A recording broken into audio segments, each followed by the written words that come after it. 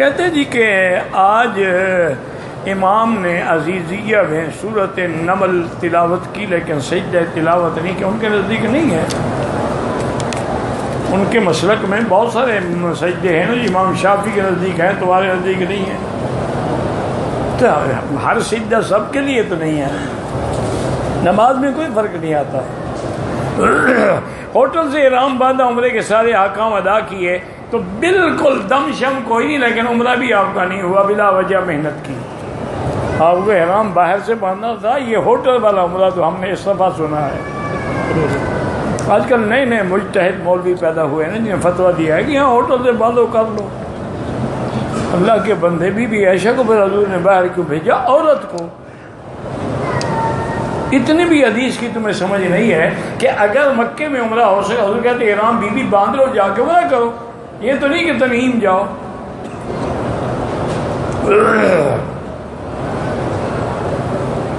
मैंने इमाम के पीछे नमाज पढ़ ली पूरी, बाद में पता चला कि मुझे तो वुज़ू भी नहीं था।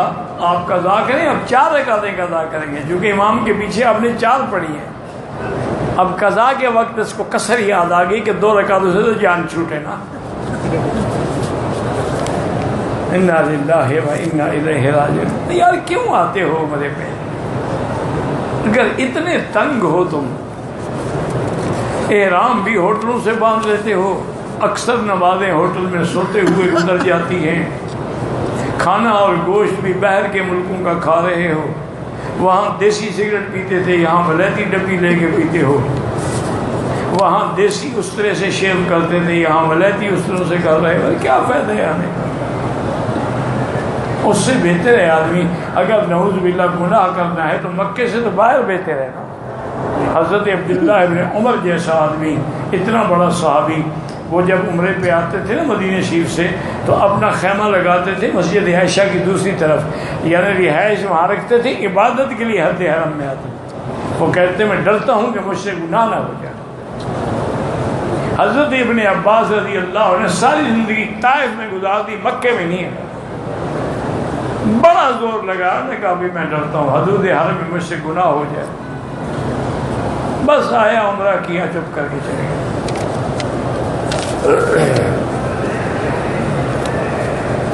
असर की नमाज के बाद 3 या 2 तवाफ़ किए जाएं, नवाब मगरिब के बाद पढ़ें। अगर मुसाफिर है कसर पड़ेगा, लेकिन वितर ज़रूर पड़ेगा। कसर में सुन्नत माफ़ है, वितर तो वाजिब है।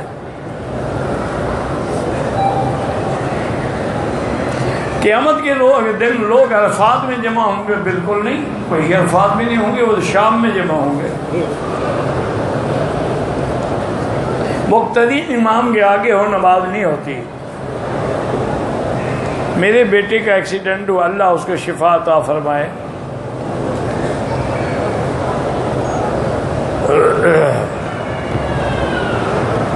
औरत को अगर एहराम की हालत में हैज़ आ जाए, जब गुस्ल करेगी, मस्जिद आयशा क्यों जाए? वो नियत करते तो आई है, बस जाके उम्रा करे, फिर मस्जिद आयशा क्यों जाए? खुद घटते हैं, कभी होटल से बांध लेते हैं, कभी नियत करके आई उसको फिर मस्जिद आयशा ले जा रहे हैं।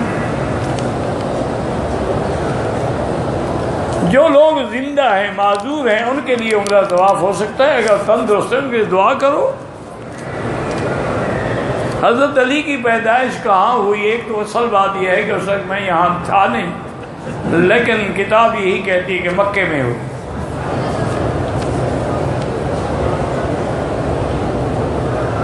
बरोज़ जुम्मा जो 12 बजे अज़ान है वो ऐलान के लिए है। हज़रत उस्मान ने 2 अज़ानें जारी फरमाई थी ताकि लोग दूर दूर वाले भी आ जाएं।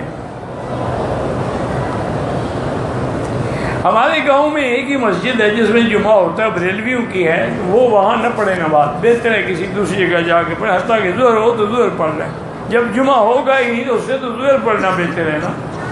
बेइज्जती के पीछे तो नमाज नहीं होती। हत्ता कि आज मैं किताब में पढ़ रहा था कि अगर आप मसलन कुर्बानी कर रहे हैं ईद की, और उसमें आपने उस आदमी का हिस्सा रखा है जो हुजूर को नूर समझता है, हाजिर नादिर समझता है, आलिमुल गैब समझता है, कब्र पे सजदा करता है, किसी की भी कुर्बानी नहीं होती कि आपने मुशरिक को शरीक कर दिया। अल्लाह के बंदे बस दुआ करो, अल्लाह सबको हिदायत की दुआ करो। बड़ी जगह पे आए हैं, हिदायत की दुआ करो। औरत मदीने में एहराम बांध के उम्रे की नियत करे, नफिल पढ़े, हैज आ जाए, 2 दिन के बाद पाकिस्तान वापसी है तो दम पड़ गया।